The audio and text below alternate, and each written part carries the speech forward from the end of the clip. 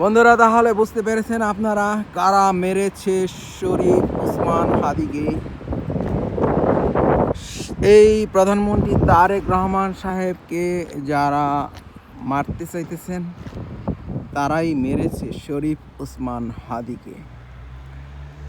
আর এরাই হচ্ছে ভারতের চাকর। ভারতের চাকরগুলা বাংলাদেশের জনগণের ট্যাক্সের টাকা থেকে বেতন নেবে, বাংলাদেশের জনগণের সাথে গাদ্দারি করবে। এই হলো তাদের কাজ। তারা ভারতের পক্ষে কাজ করবে, বাংলাদেশের ক্ষতি করবে, কিন্তু জনগণের ট্যাক্সের টাকা থেকে বেতন নেবে। শরীফ ওসমান হাদির খুনি কারা?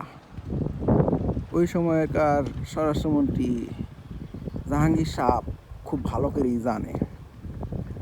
তাকে নিয়ে জিজ্ঞাসাবাদ করলেই সব বেরিয়ে আসবে। আর তারেক রহমান সাহেবকে কারা চিরতরে সরিয়ে দিতে চাইতেছেন এটাও বেরিয়ে আসবে। এদের প্রকাশ্য বিচার চাই আমরা, প্রকাশ্য শাস্তি দাবি করতেছি আমরা। যারা বাংলাদেশেরটা খেয়ে পড়ে ভারতের জন্য কাজ করবে, বাংলাদেশের সাথে বাংলাদেশের জনগণের সাথে গাদ্দারি করবে, তাদেরকে অবশ্যই শাস্তি পেতে হবে। আমরা তাদের প্রকাশ্য শাস্তি চাই। আল্লাহ হাফেজ, আসসালামু আলাইকুম।